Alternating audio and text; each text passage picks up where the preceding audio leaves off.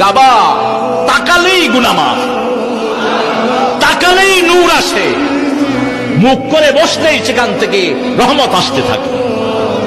এজন্য কোন অবস্থায় কোন মোমেন যেন কাবাকে পিছনের দিকে দিয়ে না বসে। কাবার দিকে ছেপ ফেললে পর্যন্ত রাসূল বলছেন কিয়ামতের ময়দানে তার কপালের মধ্যখানে ওই ছেপ। কাবা শরীফে দেখে ধাক্কা মারার মতন ক্ষমতা আমাদের মুসলমানদের নাই। মাশাআল্লাহ, সুবহানাল্লাহ। আপনি যদি শেয়ার করতে না পারেন ভিডিওতে একটা লাইক দিয়ে দেবেন এবং কমেন্ট বক্সে আমিন লিখে যাবেন।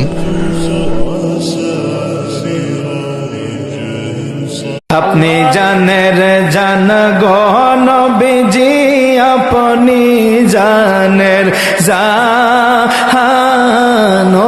গো নবীজি, আপনি আপনারে দেখিলে গো নবী, আপনাকে দেখিলে গো নবী জুরে। আল্লাহ কয় বান্দারে ঈমান আর আমল লইয়া যদি কবরে আসতে পারোস, ওয়াদা দিলাম প্রত্যেকটা জান্নাতীকে আমি ইউসুফ নবীর মতো সুন্দর বানায়া দিব।